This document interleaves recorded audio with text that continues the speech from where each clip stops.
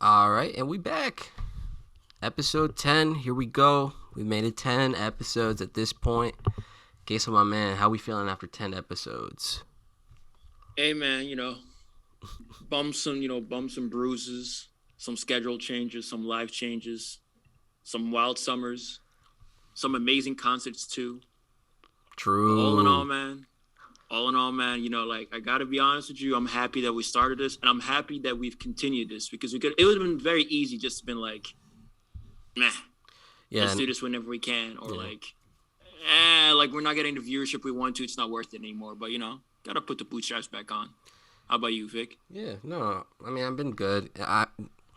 We had a little hiatus cuz life just gets in the way sometimes, with me and Queso are both got our individual lives right now, and I'm working and Queso's back in school, so you know, we had to put those priorities first and then make sure that we were settled. Now we're all in a better headspace and actually able to do this. But actually, I know this is something that we didn't discussing, but Yo, the, let me hear it, bro. the Isaiah show, man. Whew. I know we might want to save that for another episode, but let's just talk about it for a little bit. I got you. I got you. So, all right, let me ask you. Let me ask you. Right, what was your overall opinion on the venue first and foremost? Um, you know what it was it was in Wallingford, Connecticut. It's the Oakdale Theater. I don't know if there's like a bigger area. Like I think there is, but to me, the way they had it set up, it felt like I was like walking into like church almost. Like it had that like like a like a modern like evangelical church kind of layout. I don't know if you agree with me, but like it felt like that. Like it didn't. When I walked in, I was just like, oh, this is a bit weird. And then I was like, oh, there's the stage, I guess. But I was a bit thrown off by that. I mean, so I guess I didn't catch church vibes, but I do see what you mean with how the stadium was set and how Yeah, like it was like that half circle. yeah, definitely had that dome esque Yeah, feel to it, if that makes sense. So, and also with how the lights were set up, definitely there's like this very blinding. I can't quite see what's happening, but like you definitely know that you're in the right spot. exactly. But yeah, so the venue was cool. I mean, me personally, I'm more of a Toad's Place type of guy. A But hundred maybe percent. Zay's. But I'm guessing Zay's making more checks, so bigger venues. Shout out to him. I got myself a couple of merch things, like small trinkets. Shout out to the DJ. Oh my god. He only played like one real like set. Like everything else was just like in like intermission, like between like the artists, like the supporting acts coming on and off the stage. But like even I feel like there's always at Toads or like even in New York, like anytime like an artist comes off, like the DJ takes over for like 20, 30 minutes and tries to get the crowd hyped. And sometimes it works and sometimes it doesn't, but like I like it personally, like when the DJ can really start playing some hits and just getting us to kind of mosh, because sometimes like an artist like the supporting act can be kind of mid or just like you don't vibe with them, and then you're like just standing there for like 15, 20 minutes, and then a DJ can kind of come in and kind of recuperate some of that energy that like I would have like not used until the final the main act. I feel you 1,000%. But you know what? I'm not even talking about that. I'm just talking about the EQ levels, bro. Like, Yeah, I don't know Mans if was it was. playing like Yeah. Mans was playing Wilshire off of Call Me If You Get Lost, amazing album by Tyler. And honestly, bro, just by like the bass and the EQ levels, I thought he was playing something off of Cherry Bomb. I was like wondering like what's why can I only hear Yeah, bass and treble? Like what is this? yeah, no, the EQ was fucked up too. I don't know. I don't know. I don't know if But the venue is just not set up for I feel like a hip hop kind of sound. I think that I definitely agree with you on that one, but I'll even go as far as to say that whoever did sound test. Fucked up. So yeah, even I thought the show got started off pretty well with Ray Vaughn. Well, first and foremost, happy birthday to Ray Vaughn. It was his birthday on that show, so congrats to him. Also, congrats to him for being signed to TDE. I await to listen to a full body of work of his. Now that he's on the label and see like what Top or whoever saw in him.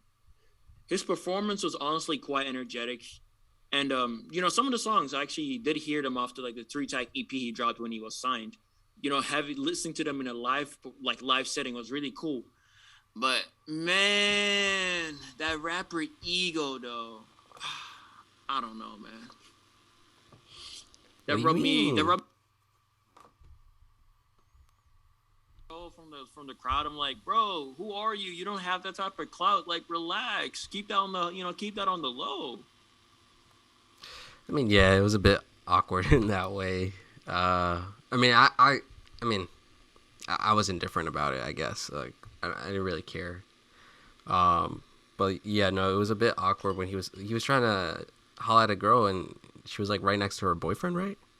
Yeah, exactly. And she's like, "Oh, you ever cheated?" And she's like, "Nah, like you definitely cheated." I'm like, "Come on, bro!" Like, yo, like a goat once said, "G's moves in silence like lasagna."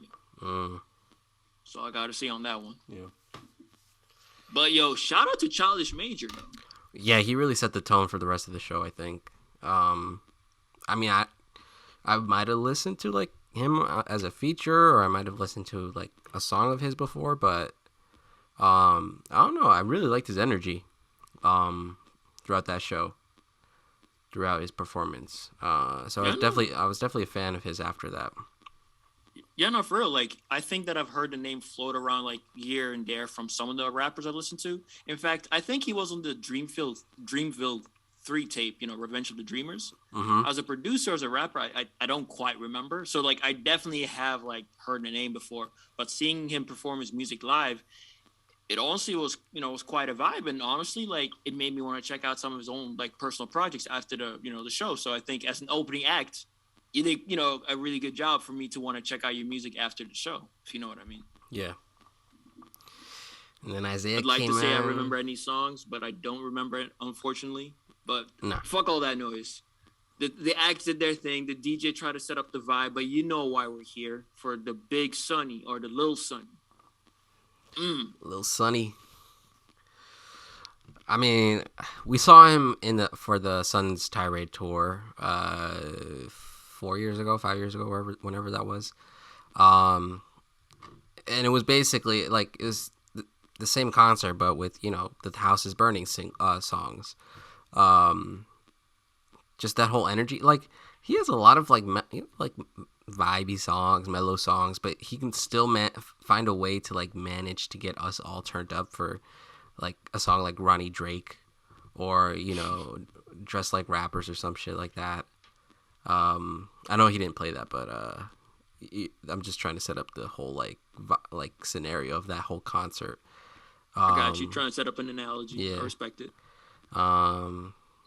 What did he come in with? Dark Side, right? Yeah, Dark Side. Yeah. I'm starting to like that song a lot more. It's a great intro track, and I think it was a great opener to the whole concert. Just immediately as soon as he got on stage, like, everyone was going crazy. Everyone was just like rushing to the front. Like, it was awesome. Hey man, like you said, Dark Side came up. What is there to do? But go outside and get rich. Mm-hmm. Don't be flexing too hard or get your wig split. All the good energy. And even though that the DJ or the EQing was still kind of weak, at that point I feel like either just the chaotic mosh energy kicked in, or like Zay was able to sort of ride the wave where like, if for whatever reason kind of like sonically clicked. Mm-hmm. And like then like you said, he's playing songs off of the new album, right? Like, obviously I expected to hear Lay Wucha and the song with Uzi. But then he definitely played some cuts that I did not expect to hear in like the live setting. Or at least not in that concert, like, like turn up type of setting.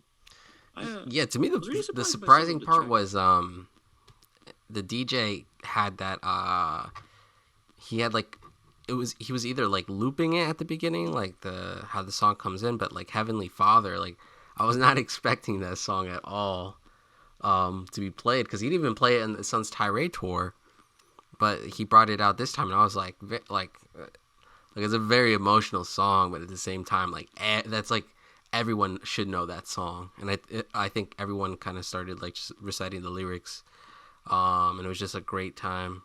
I lost my voice within the second or third song, which was Hey Mista.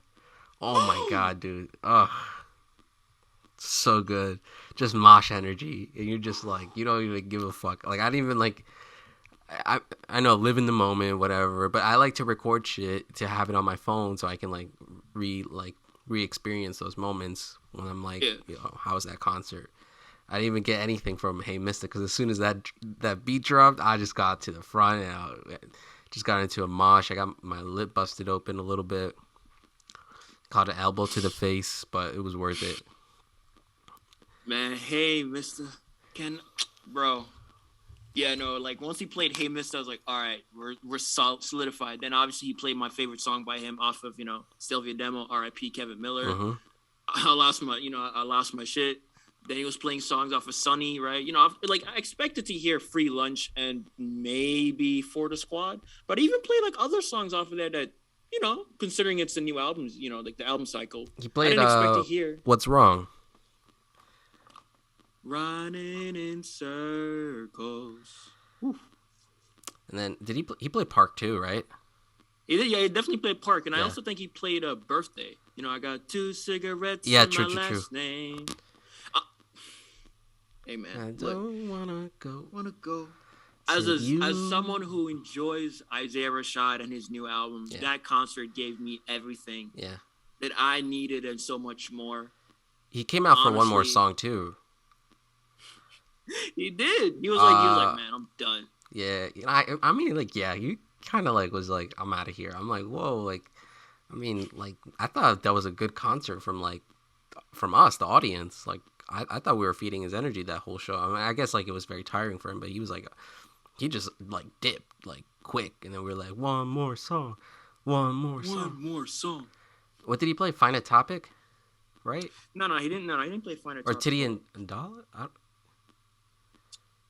He played a Sun's Tirade cut. Let's see if I can figure out what song it was, because our boy Marky J, shout out to Marky, he documented the whole event for us.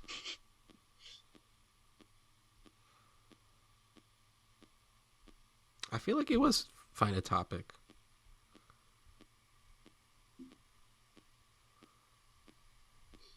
Honestly, yeah, it might be Find a Topic. It was definitely a sunny cut though. Yeah. I will say this though. It was either Find a Topic or Titty and Dollar. I can't remember. It might be Titty and Dollar. I don't remember, because if he played Find a Topic, I feel like I would have remembered if he played the original beat or the modified beat. Because as a Zayhead, you know my stance on that change. But anyways, that concert, honestly, was a great time with the squad. Yeah. Happened to see random ass faces I didn't expect. We even got Captain Kirk to give Isaiah Rashad money for a boo-boo album, in his opinion. So we did good. Captain Kirk. He did not like that album. He did not like that concert. Nah. I mean, but I think that was more so about like the EQ shit and the venue. I feel like if it was better, like if it was at another venue, I feel like he could have enjoyed himself a lot more. So I don't really fault him for that. Toad's Place is still king, bro. That's all I gotta say. Yeah. But hey, man, speaking about that, sounds, the house is burning. Playing that album every day, you know what it is. What music have you been listening to recently? What's been in your rotations, for the past couple of weeks? What's been in my steady rotation? Ooh. I mean, since we last talked, like, on the podcast, like, to me, that Baby Keem album fell off really hard for me. Oh, damn. I mean, I listened to that album for, like, maybe a week or two, but then I was just like, it's just some of those songs on there that I absolutely don't like. Just, I don't know. You don't like that Pink song, bro? No, I can appreciate it. I objectively, like, I can say, like, that's it's a funny song. It's got a nice energy. The hook is funny. So I don't really hate on that song. Personally, like, I'm not hitting play on that song all the time. It's just not what I'm feeling sometimes. Then songs like Coco, like, just like, I don't know, skip this shit, man. Like, I don't know. But whoa there, brother. Yeah. Trademark still bumps, Vent still bumps, Family Ties still bumps. But actually, like, there's this album or mixtape dropped last week by this guy named Booka 600. He's a kind of small up and coming artist. I'm assuming Atlanta. I haven't really looked into him that much, but definitely like a more like melodic Lil Durk kind of sound. And typically I don't really like these kinds of albums or like artists who kind of make this kind of just, kind of like trappy, kind of mainstream sound. But honestly, I was like surprised that I was like liking some of these songs. I like the whole project, honestly. So that was a surprise for me. Book of 600, Loyal, is the project.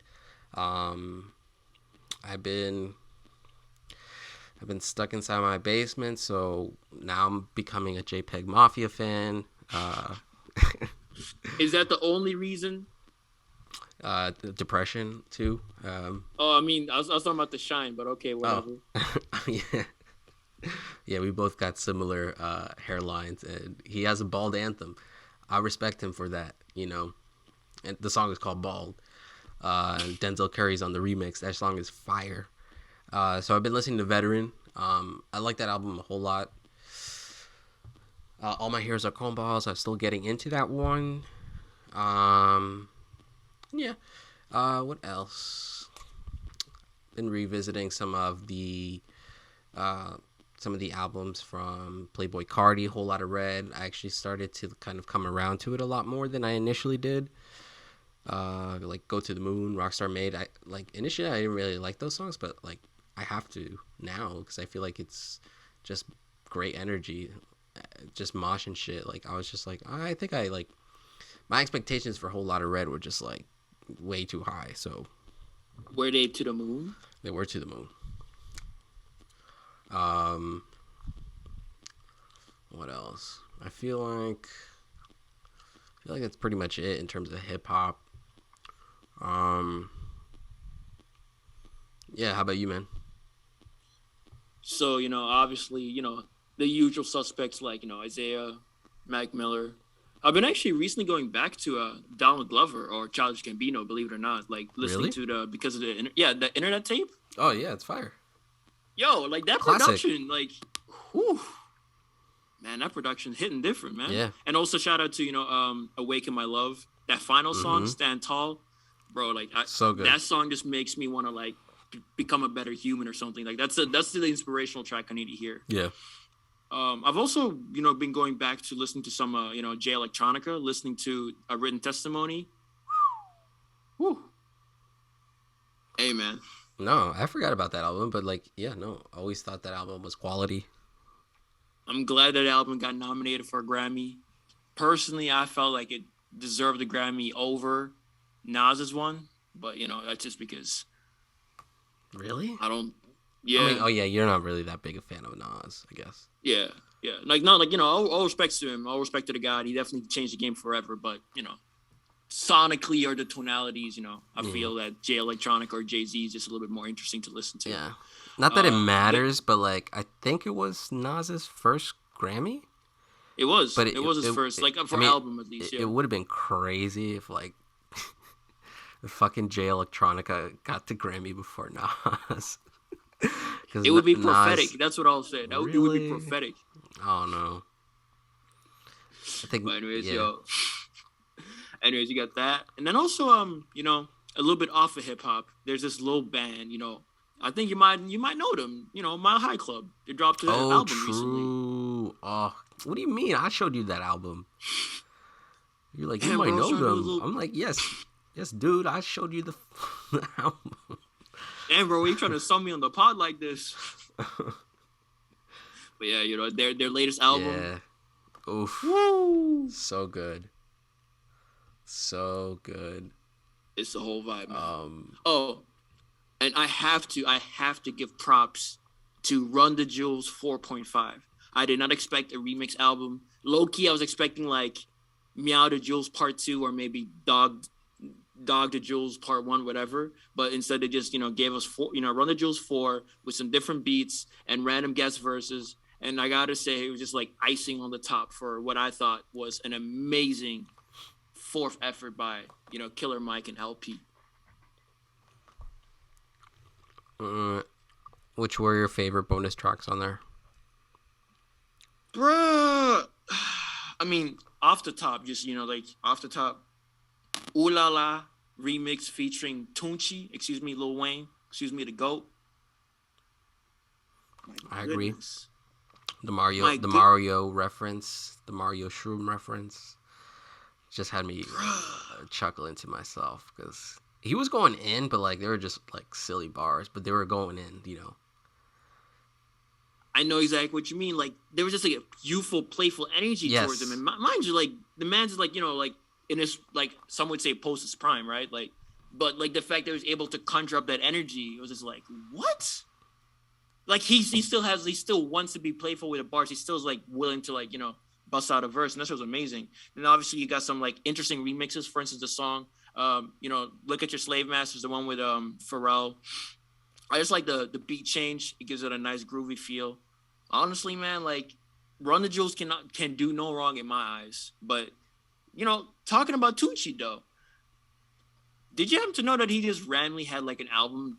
He did with like Rich the Kid like earlier like last month. Yeah, I mean, no way I'm giving plays to Rich the Kid. I'm just saying that right off the bat. So that was what you got? That was just what's your beef with Rich the Mid, bro? Are you like an Uzi stan or something? Yeah, Uzi gave him the works, and that's just my whole perception of Rich the Kid. Just, I mean, it was already pretty low, but yeah. Man, only in hip hop, man. Only in hip hop. Well, I just want to do a quick shout out to that album. It's called Trust Fund Babies. I'm I'll be honest with you. Listening to the music, the music is completely adequate. I don't want to use the word average because it's not. It's adequate. I feel like this is music that if you're a Rich the Kid fan, this will just be another piece of work that you'll be able to enjoy and bump probably in the car or in like a social gathering. If you're a fan of Lil Wayne, you'll probably be able to at least catch like one or two songs that you're like, damn, Lil Wayne the GOAT, for like how crazy he spaz on the verse or just for the funniness of his bars. Something that stood, really like stood out to me is like, for whatever reason, like Lil Wayne was like really rapping crazy about just getting head from random women. And I was like, kind of weird. Like in every song, he would have like a bar about like getting some head. Like in one line, he's like saying, this girl's tongue got my dick in a chokehold or in a headlock. And I'm like, okay, like word, I got you. I mean, I like the imagery, but like she really giving that head. I guess, but I was like, damn, bro, because like usually like I associate like Lil Wayne with like the shit bars, so I'm wondering if maybe like that's like his new thing, or maybe just really wanted some head during the studio sessions. Yeah, who knows? If I had to give any standout tracks off of that tape, yeah, like wait, no, I'm not playing with no, just listen to these individual tracks and then go back to your Dungeon family or go back to your what's his name? Who's that dude who's like the YouTube king? The YouTube king. The YouTube. He's like blackballed off the music industry, but he makes a lot of he gets a lot of hits off of YouTube. He just recently dropped an album that went #1. Oh, YB. No. Yeah. NBA YoungBoy. Yeah. Ratio man, the Ratio king. Kentrell did it better, so. I mean, yeah, yeah. But like. Hey, this has been like a very prolific year for Lil Wayne in terms of features. Like, holy shit, man! Like, we've got the Tyler feature on Desert Eagle. Oh my goodness! Yeah, Hot Wind Blows. We've got him and Rick Ross on Certified Lover Boy. Best song on the album. True. Best song on the album. True. I agree. An album that kind of went under the radar just because it's not the biggest artist, AZ, but he's on there. Who? He's on there with Conway, and they share a track. And then, of course, the Run the Jewels. The Run the Jewels 4 Ooh La La remix with him featured on it, and he just took it away, man. I feel like there was another feature. I think we might be missing one. I mean, we're probably missing a few, to be honest, but those are the highlights to me. And they were like really good highlights. Oh, no, those are great highlights. Like the one that also kind of comes to mind to me is like if you're familiar with their YouTuber KSI, excuse me. Mm-hmm. He did like the song with him. And he did? the songs. Yeah, he did. Yeah, believe it or not. And honestly, like, it's a really good. Like, I mean, obviously, there's this weird caveat that I'm adding, which is because he's a YouTuber, you have to factor it into the music. But even if you remove that label and just listen to it for what it is, honestly, it was a quality song, and both of the artists like really did their thing to what I'd say is make a quality track that is pushing some numbers over in the UK.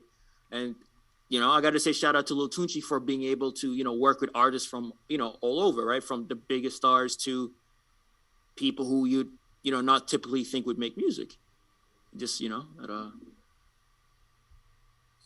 Tunechi's the GOAT, man. That's all I gotta say. Like, look, shout out to Drake. I understand Drake has been, he's been killing it for the past decade for sure. But like, let's not sleep on like what Tunechi has done for the game, man. Like, I feel that for his impact and his legacy and the fact that he's still relevant to this day, I feel like he's goated on a different level, if you know what I mean.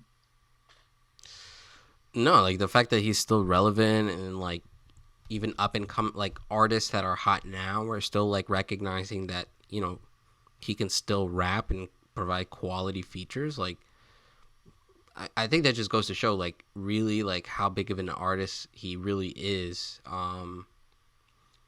Since like his peak, right, which was like in the thousands, like mid to late thousands. Carter 3, like I don't know, like I think he's just getting the respect that he deserves. Like, he's a generational talent, and he's still like relevant now. He's been part of Young Money. He's been the one who kind of like started the careers of Drake and Nicki Minaj, and I don't know what the rap game would honestly look like without him.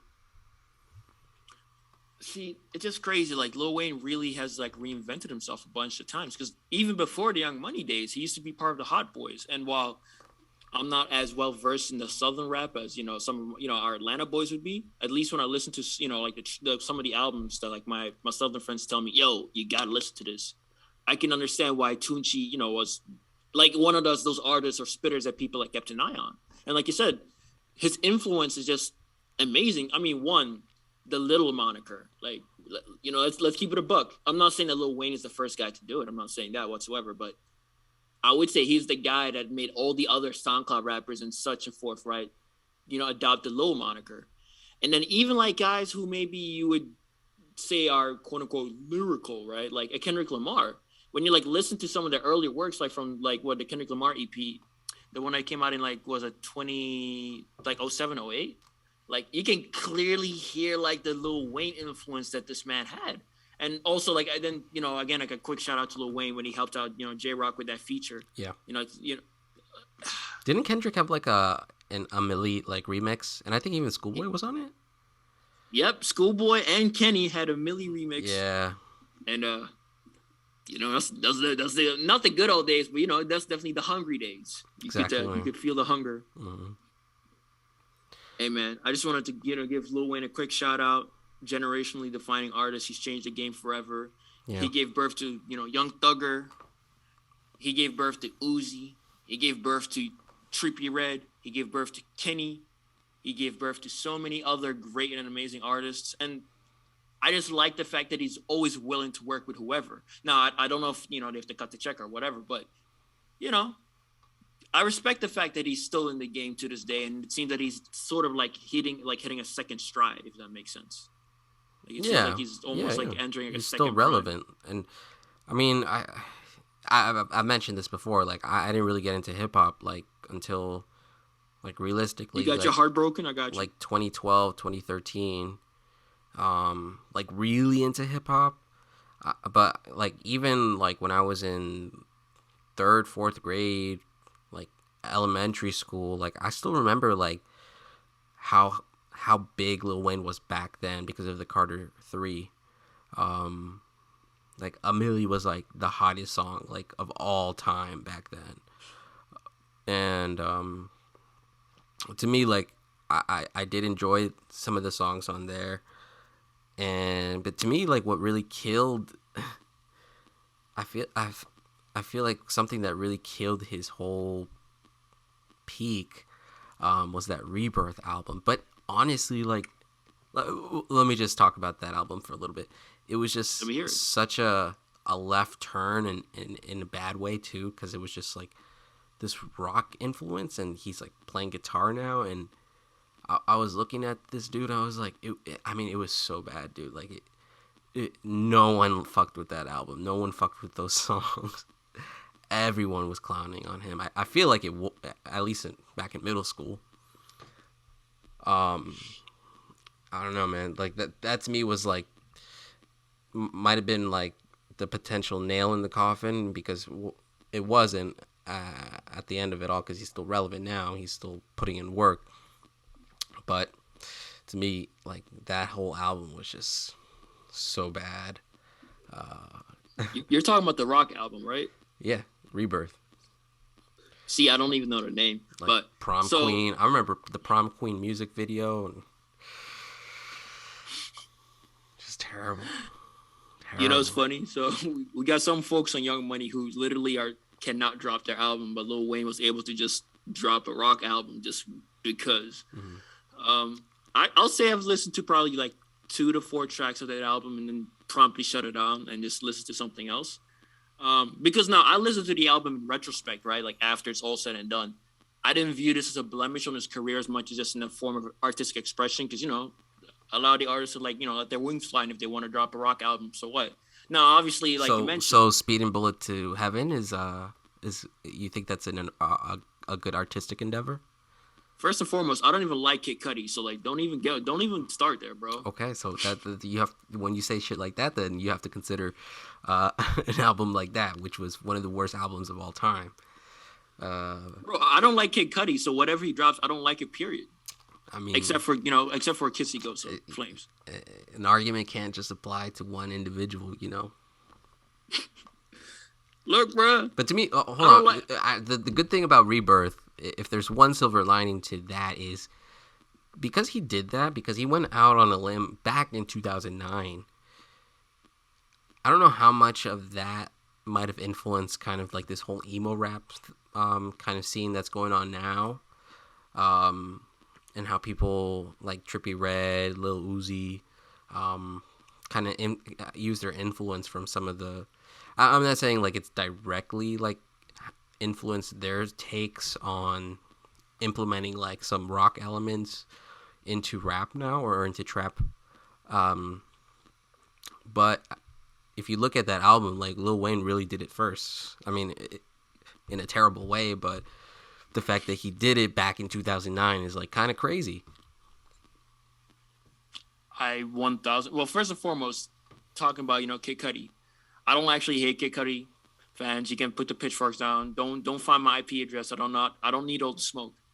I'm not a fan of his music, but as I was saying, because I was able to listen to Rebirth in retrospect rather than when it just came out as like Lil Wayne's newest album, I was able to just look at it for artistic expression. Now, in relation towards A Speeding Bullet to Heaven, yeah, it's also his artistic expression. It just happens to be one that I really, really, really, really, really, really, really cannot seem to have any value for. In relation towards the point that you made about Rebirth and, you know, its impact on hip hop, I definitely believe you on that one, because actually, you know, this guy that I've been like listening to right on and off, Kenny Mason, in one random interview on Hip Hop DX, he actually referred that like Lil Wayne's, you know, Rebirth album was actually like one of his like major inspirations towards allowing him to like infuse like rock sounds in towards the instrumentation that he like raps over. So yeah, I definitely think if you want to call, you know, his Rebirth 808s, no. You know, I would not agree with that statement, but I could definitely sort of see where you're trying to shoot at with, you know, with such a claim. But, you know, I would feel like it's more like probably like Yeezus. Okay, Yeezus. Okay, that might be more fitting comparison. But yeah, man, like Lil Wayne has had such a long career, and I mean, we were both so young to really recognize the heights that he achieved. Truly, probably. I mean, Eminem's in there, Jay-Z's in there, probably Outkast too, and then like I'm not gonna go all the way back to the '90s. Like obviously, there's like superstar rappers from back in those days, but Lil Wayne was really in his own lane at that time. And I just think like he achieved like a peak with just the mixtapes, the albums, and all this quality rap that he was just putting out. And even like I remember like in summer camp we were watching like summer camp, like this was a summer camp that was just kind of I went to the summer camp that was kind of like educational and also like, you know, just normal kid shit.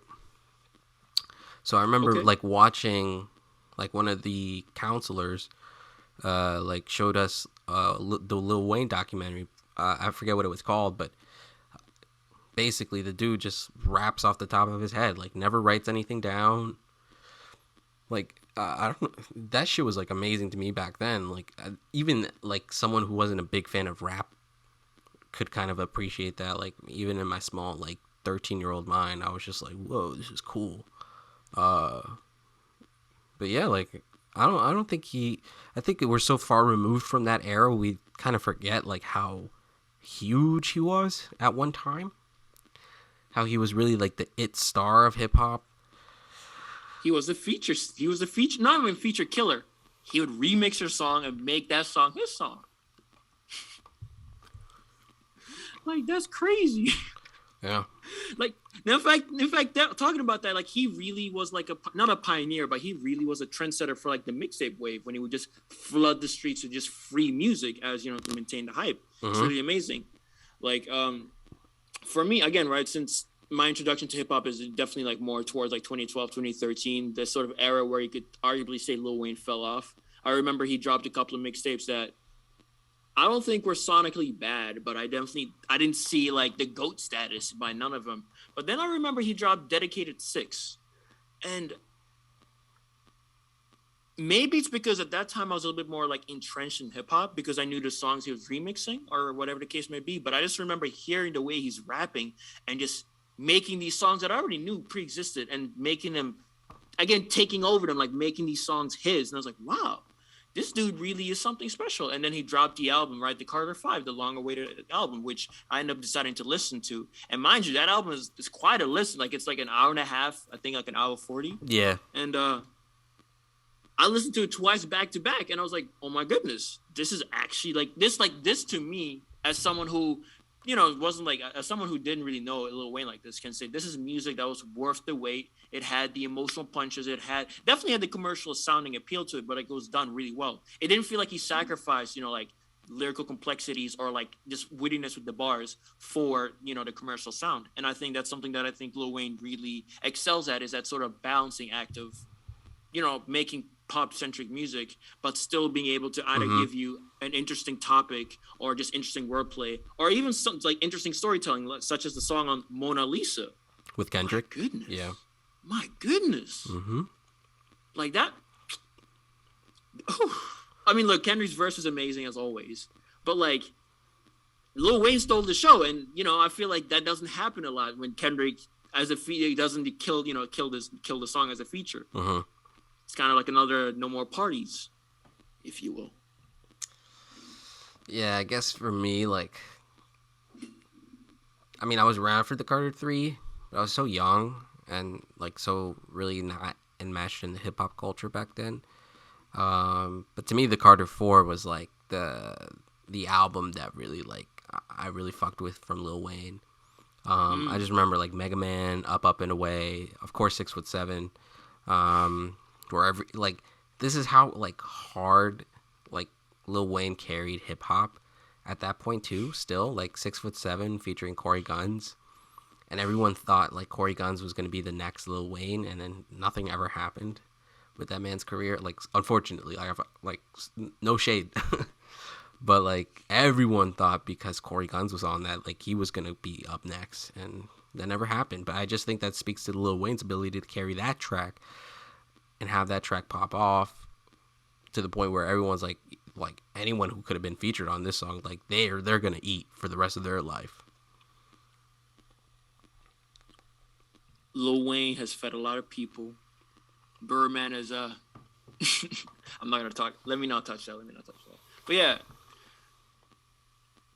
I just want to end this segment on, you know, showcasing my appreciation for Lil Tunechi, for being a creative genius, expressing himself in such colorful manners, being able to refer to eating, doing cunnilingus in such colorful languages, or about robbing you or shooting up your mom in such interesting manners, for the influence that this man has brought to the game, and for the fact that, again, despite him being past his prime or his golden years, for still showcasing love in the game and showing that he still genuinely wants to either inspire people or wanted to be inspired by the culture rather than kind of just being in a bubble trying to recreate the sound of old. I definitely don't. I feel like he's been able to been able to transition. I mean, I say graciously into this generation, but then he fucking birthed his generation. Go figure. But you can tell he's not stuck in this stuck in his days thinking, oh, I'm a rap in this way. Like you can tell that he's obviously still picking up or listening to the influences of Neo and trying to adapt those and what makes sense to him. Yeah, 100%. Hey man, but off of that, I do gotta ask you something on a personal note. All right, go for it. What's your beef with Zack Fox, man? Oh my god, I don't know, man. He just kind of annoys me. I get it. People enjoy his music, but there's something about him I just don't really. I don't find him entertaining, and I find it very hard to push through that so that I could enjoy his music. That song you showed me the other day, my ears recognize that this is a good track, but my mind and my heart, I'm I don't really like this dude, so I'm not gonna. I have no motivation to listen to any Zack Fox tracks, or his stand up or anything he does creatively. No offense, I just don't like him. So, at Captain Kirk, possess your soul for a little bit. Yeah, no, I'm full Captain Kirk right now. Full hate. Hate is in my heart right now for that dude. I hope he flourishes. I hope his career goes well. I hope he gets a Grammy or whatever he wants to work for. But yeah, I mean, I guess I need to give him more of a chance. But I just something about him. It's so irrational. But something about my brain is just nah, don't like this guy. Hey, man, Jesus is the one. That's all I got to say. Yeah. Now, off of that, though, I was talking about Run the Jewels. I was, talking about Tunechi. I was talking about Tunechi X, Rich to Mid, Rich to Kid. I got to ask you, man. Oh, also, go figure. I've also been recently listening to a lot of Tribe Called Quest just because I needed some boom bap vibes and goodness gracious, the vibes are on point. Yep. So, just thinking about groups of hip hop and duos and stuff, what's your opinion? What's your overall opinion when either two separate artists decide to create a collab album together or, two artists come up together, making music together? What's your opinion on that? I guess we don't really see it too often anymore. I'm trying to think right now who's actually come up in that way, as either a group or a duo. I guess Ray Shrem. Ray Shrem, Earth Gang. If you really want to go even bigger, Brockhampton. But not too many. I might be missing a few actual duos. 'Cause, everyone wants to be their own artist these days and reap the benefits commercially from that. Even Ray Sherman, they broke up. Now Sway Lee does his own thing, and everyone's kind of forgotten about Slim Jim. It hurts, bro. It does. But to me, I like it has to be done in a way where we're both talking specifically about a duo where they both kind of push each other to do well on the track. So guys like Mike and LP for Run the Jewels. I mean, yeah, I forgot about them obviously, but we just talked about them. Obviously, I'm aware of Run the Jewels. You're tapped in. I got you. Yeah, Run the Jewels is another modern duo that's killing it. But yeah, to me, I think the two artists have to kind of push each other to make sure that they're both on the mic and performing, and in that way you get quality music. So it's like a duo like Outkast, Big Boy and Three Stacks. To me, they're the best duo of all time. Of all time? In rap? Of all time? Who else? Yo, did you ever forget of the Heavenly Goat Fathers, Triple X and Ski Master Slump? Oh my god. You're trolling. All right. RIP to Triple X and shout out to Ski. Those two guys did have like really dope chemistry together when they're coming up. It was really nice to see. And I'm also happy that Ski was able to, develop himself as his own artist and not just be viewed as, X's sidekick or what have you. Mm-hmm. Yeah, like I definitely agree, right? Like the idea of groups or the idea of groups in hip hop definitely doesn't really exist anymore like it used to back in the 90s. I don't know if that has to do anything about accessibility of how, rappers were able to get on. Like it was a lot harder for rappers to get on back in the day, so that's why they did like the whole, well, if we come in as an army, one of us has to be able to succeed and one of us will be able to open the door for the rest of us, right? Kind of like ASAP. Like to think about it on a more modern level, right? Or maybe that people just back in the day just didn't really think about like the heights maybe so much, so they just wanted to have the homies around. Ego definitely plays a big role, right? Like I said, everyone wants to be the man, wants to be the king, like wants to be that dude. So having to share the spotlight, or worse yet, be like known as a weaker link within whatever group you're in, obviously must hurt. Not to say that this is a duo, but obviously like a very, very prominent group, right? The Migos. I think they're, they're quintessential to me at least, of one of the groups who's indicated and shown that not only have they been able to endure, all the years in the industry and still remain together, and even be able to handle when one of them was stuck in jail for a little bit, Offset, I believe, during some kind of gun incident.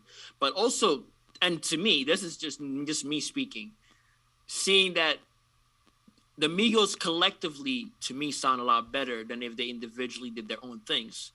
They did their own, solo albums. Some, like the Quavo album, it did not meet expectations in my book. No. The Offset album, I enjoyed the person. I like how personal the album was, and there are definitely songs on there that's still in my rotation. Do anything for Clout. The Clout song, slapping. That beat go crazy. Cardi B does her thing. Great performance. But and then you also Takeout's album, which I definitely thought was underrated and deserved a lot more hype and attention. But listening to those individual albums, I definitely recognize, okay, these guys definitely have magical pieces, but when they come together, that's when you get something that I think is undeniable, or just like something again, it's like when what the sum is greater than the individual parts. Shout out to Cultures 3. I still like the album. I definitely think that they did not fall off. But all of that to say is that I definitely believe that some artists work better collectively than when they do on some solo stuff. Run the Jewels, to me, is currently like my go-to like favorite duo of hip-hop. But that's also probably because like I kind of grew up with seeing them come together and just seeing them rise, versus like an older group like Outkast that, while obviously makes amazing music, is more of music of like a bygone era, like music I haven't lived with so much, if that makes sense. Any other some unofficial duos that I personally would like to see more of is one, A Written Testimony, right? Like Jay-Z and Jay Electronica, when they come together, it's like salt and butter, man. Like they're just meant for each other, honestly. And I don't care if people feel like Jay-Z washed Jay. Like I feel like they both played their positions really well. Another unofficial rap duo that I would kind of like to see make music again is actually Freddie Gibbs and Currency. If you guys remember the Alfredo album that came out back in 2018, 2019, shout out to Alchemist Production. You talking about Fetty? Alfredo, remember that? No, Fetty. Oh, Fetty, no, you're right. Yeah. You're right. Fetty, no, excuse me, Fetty. Yeah.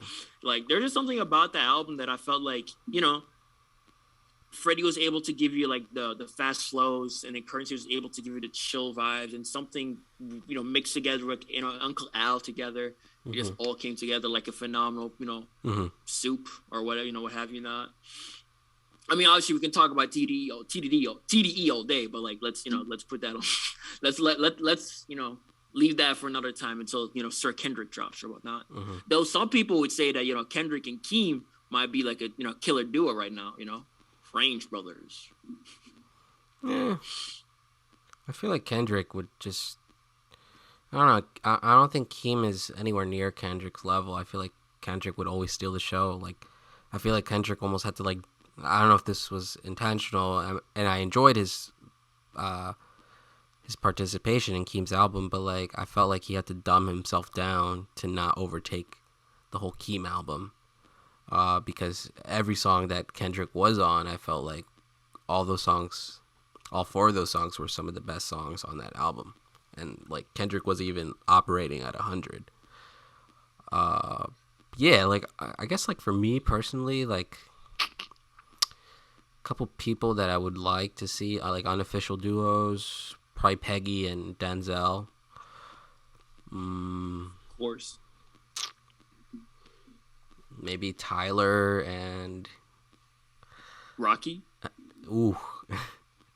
Yeah, I was gonna go for Tyler and YB, but yeah, Tyler and Rocky. Ooh.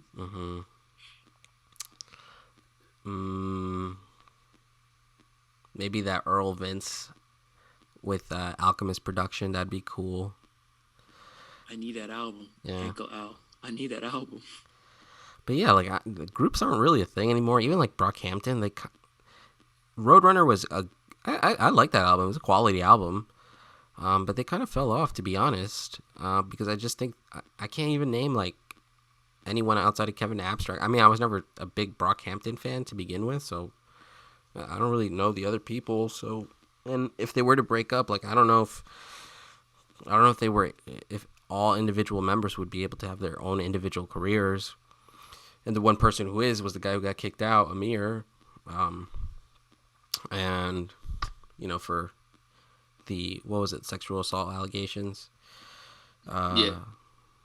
But yeah, to me, I think the duo thing is a thing of the past. I think more so people get hyped off of collab albums these days. Lil Uzi X Future, Lil Baby X, Lil Gunna. That Go album.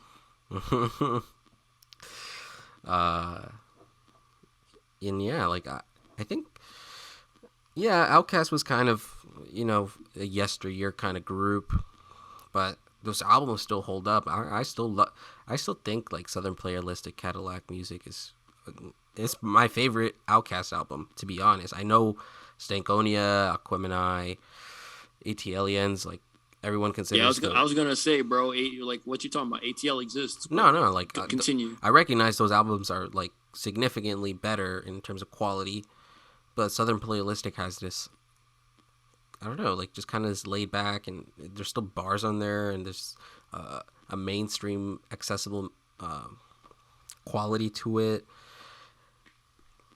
I don't know. I still like that album a whole lot more than some of the other albums that they've come out with. But yeah, then like even like the whole thing about like managing personalities and people wanting like, their egos might get in the way and they want to like break off, like Wu-Tang. That's like, I mean, I think Wu-Tang is like an anomaly in that way, because you have like some of the greatest rappers of all time in that group alone, or at least greatest rappers of an era. No, all time. You can throw it in there. Yeah. At least top 50. Yeah. But I'm just thinking like even I think even like the Watch the Throne album that had a lot of hype to it too. Like I think that contributed to maybe the start of that whole like, why do we need duos? We can just get collabs and it's like the same thing, and you can get a whole lot more exposure that way. I mean, not that Jay-Z and Kanye needed that time in their careers, but you can even go back to like Linkin Park and the Jay-Z album. I'd rather not. Hey man, you weren't like a new metal like emo boy in high school like I was, or in middle school. Nah, bro, I was listening to that video game music and anime music. You know what it was? I was that type of weeb. Yeah. But yeah, there's not even like, I think since probably like the beginning of last decade, like groups and duos like very hard to like come by or at least have a progressive career. Like even going back to like what I was listening to and like 2013. Like a group like Pactive. Like, I don't know if you ever listened to them, but they broke up because things kind of fell apart. And maybe a group like Injury Reserve right now. Unfortunately, like one of the members passed away like last year. But oh damn, R.I.P. Yeah, they're really they came out with a great album, but I don't know how long their careers will be at this point. And I think just something like Run the Jewels is such a it's almost like they're their own thing. They're not, they didn't even come together as a duo initially, you know? Yo, shout out to Adult Swim. Y'all about to get that special soon. So yeah, I mean, it is interesting to think about like where what this new era of rap and hip hop will bring, in terms of if everyone's just still going to continue to collaborate, or if we're going to start seeing more duos and groups come up at this time as well. I think even like the whole label thing, like something like Black Hippie or even like Bruiser Brigade, Dreamville, like people still, even YSL, all these labels, they would rather have their own artists collab on an album in that way. And you can see, and we get some quality albums from that. Hell, we even get like a whole fucking Black Panther soundtrack, and that shit was fire too. But that's not really a group or a duo album. So, I don't know. Kendrick and Friends. Yeah, Kendrick and Friends. So, first and foremost, I actually really like the analysis or analogy that you made, or the observation that, like you said, recently, you know, like past decade, maybe even like a decade and a half, like that artists would just collaborate with other artists and drop a collaborative album rather than sort of start a new group or collective. Because like you said, it allows both artists have maintained autonomy for their own artistic expression or directions, but still allows synergy to occur that, you know, allows them, you know, greater exposure. Like two artists that I definitely feel like, you know, again, like were an unofficial duo that unfortunately never quite worked together, or at least not yet, are Cardi and Uzi. I might not be the biggest fan of these individual artists themselves, but if they were to drop a collab tape, right, I'd be here for it. And I know for a fact a lot of people would be here for it. But, you know, maybe in the future we'll get that, or maybe we'll never get it. Maybe. But it is interesting, right? Like, because obviously collaboration is never gonna die. That's like whatever, like egos and all that stuff exists, but collaborations will never die. But I do find it interesting, just to, like you said, the idea of autonomy, wanting to maintain some kind of like independence towards how you want to move, and also seeing how maybe if that also will go into the realm of like labels, because I don't think that groups will ever really be a thing again. Like the last group I really remember like having center stage was like ASAP Mob, if you remember that. And yeah. I mean, what outside of ASAP, so you got Rocky and you got Rocky and Ferg popped off. Some would say 12V if you're like about that New York, you know, rapping scene. But like, do you know anyone? You know, like, do you know anyone else off of that group? And I mean, I know not all of them are rappers, so like, I don't want to put the non-rappers in the same conversation. But I think ASAP Ant, he's YG Addy now because he left the group, which is like exactly what we're talking about. I don't even know who the fuck that is. ASAP Ant. Yeah, who the fuck is he? You don't know ASAP Ant? Is he like the Nasty Nas dude? I don't know, but I think he really showed up on a lot of those Cozy tapes. Yeah, like which song was he on? Like almost all of them. He was on. Give me a name. I mean, Walk on Water. I mean, he was on Lamborghini High. What was the verse? It was I can't. I always rap the verse in the car, but I can't. I'm a little bit nervous now. I can't remember the lyrics. Soda with the Yola. I forget how it goes. I need to hear it to like really rap along to it. But he's on. Well, look. But yeah, the fact is, my point is like he left the group too, so like it's adding to the point of like these groups don't really matter anymore. Yeah. Now, the idea of a collective, I do think will probably kind of... I mean, I think that, you know, most people like the idea of a collective because it's like we still have autonomy, but if you wanted to work with each other, So be it kind of like, TDE or a Dreamville or a, YMC. Like, but it's interesting how the collective feels more rooted within the idea of the label, like, the artists that they directly work with, rather than individual people from their own camps coming together, collectively expressing music. Because even like when we try to have a collective that sometimes, we come and make some cool stuff, they either, like I said, dropped an album and then just dipped or never even did that. Like something that comes to mind for me is like when Pharrell, Kanye West, and Lupe Fiasco were trying to like create a little super group thingy, and they only dropped like 2 songs, 2 amazing songs, but like, what happened? What that could have been like the definitive album for all those 3 artists. Well, I'm just lying, but like that would have been like an amazing moment for hip hop / music in general.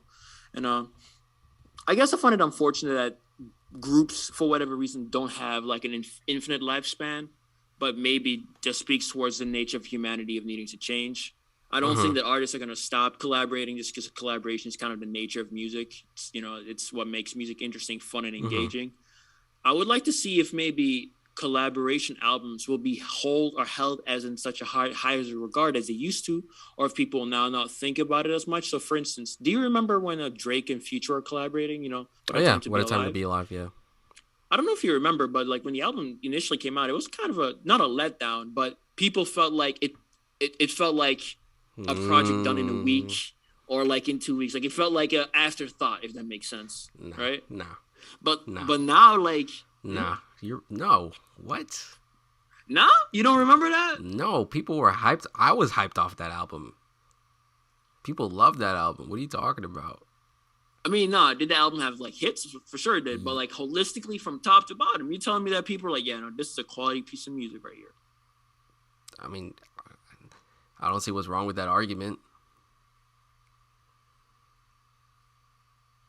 You changed, bro. I don't know. I guess it's a bit too commercial because Drake's not really rapping about much. Not commercial. Because like obviously, like go figure. You have the biggest rapper, one of 2 of the biggest rappers making music together. It will have a commercial sounding edge to it. That makes sense. I'm not talking about that.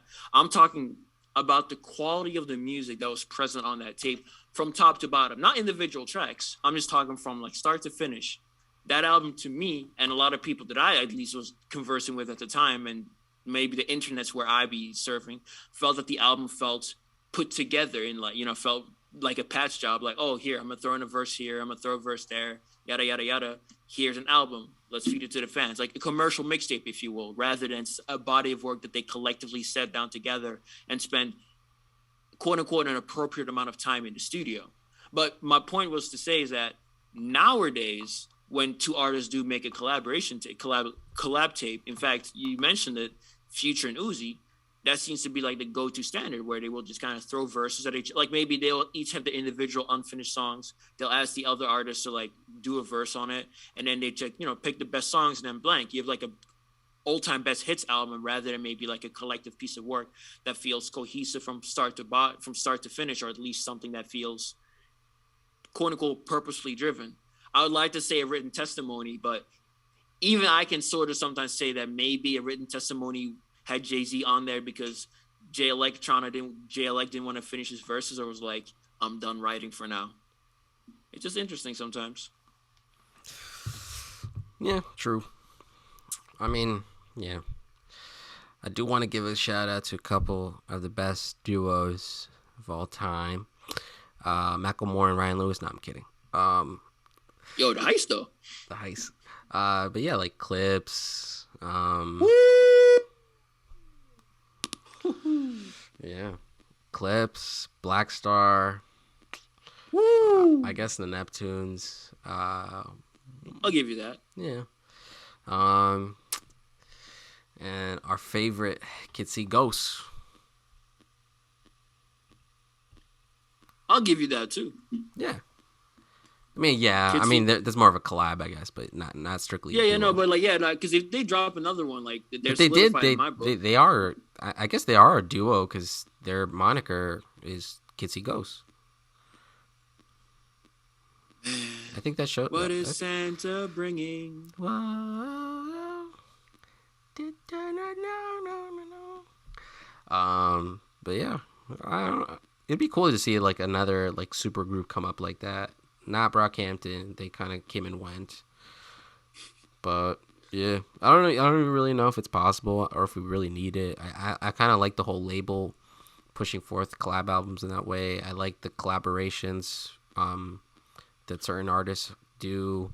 I think producers also like have their own ability now to kind of take that responsibility too and curate like a whole album and having artists come in and rap over their beats like Metro and Alchemist. So yeah, I think that's like another thing. Like I think it's just harder for groups and duos to really thrive. Do we need groups? Probably not. Do we want groups? I'd like to see like another, if not group, like a collective kind of like maybe in the vein of Black Hippie or whatever, come back to the scene and the sort of collective, like individually take on different spaces and whatever music genre they're in, but then have enough connective tissue to collaborate with each other when artistically makes sense. Shout out to Metro, All Heroes Don't Wear Capes. I like that body of work. Shout out to DJ Esco and Future. They always make magic happen. Shout out to Alk. Shout out to Static Selecta. Alk damn near drops like 10 albums a year. Shout out to the Griselda boys too. I was just gonna say Griselda. I mean, they don't really like. They don't. I think they have a few projects as a group. Yeah, but like their work ethic is. I know. Yeah, they're individual guys, but like if there was like ever like a collective, the idea of individuals, but still are able. I mean, to they might together. as well. They put out something every fucking week at this point. Like, just, I mean, give us like an EP of Griselda. That'd be cool. You know what's funny? You used to make that joke in the beginning of the podcast, right? But like, no, we've come like they full really circle. They really drop stuff like every other week. Yeah. So just give us a group album at this point. It's kind of annoying because like I have to go to like Conway's page to listen to his new shit. I have to go to West Side's page to listen to his shit. I mean, just like, just give me the fucking everyone, all three of you, just make an album together or an EP, and like at least for 1 week. Hey man, shout out to the Buffalo boys. Also, so you said honorable mentions for groups. Obviously, I mentioned RTJ. I already rock with them. A sleeper hit, well, not sleeper pick, like a completely left side feel that I'm pretty sure I'm gonna get flamed for, but I don't care. Is Rich Homie Quan and Young Thugger when those two were making music back in 2014-15. It's amazing trap music to my ears. True. True. Kids See Ghost. Obviously, I think that low-key that's the best album that Kanye and Kid Cudi have dropped in their respective latter half of their careers. And this is gonna be preemptive, and this is not technically hip hop, but I don't care. Silk Sonic, about to change the game forever. Even if they just drop one album. Hopefully. That'd be dope. I'm excited, man. November 6th. Anderson and Bruno. I love Bruno. Bruno's dope. I love Andy. Ooh. That's Kate's song. How you feel about that? It's a fun song. I mean, like, it's just fun energy. Like, Bruno has always been, to me, he's like, I don't know if he's like the biggest pop artist because there's so many artists who you like we don't even talk about, like, who would probably take the mantle from that. Like, I guess like Ed Sheeran, and like you can even throw The Weeknd in there. But to me, I love Bruno Mars. 24 Karat yeah. was a great album. He's a great voice, great personality, great performer. And then Anderson is just Anderson. Anderson's put out quality bodies of music. He's just living for the music. He's a real artist to me in my eyes, and he can sing too, up there with Bruno. Yeah.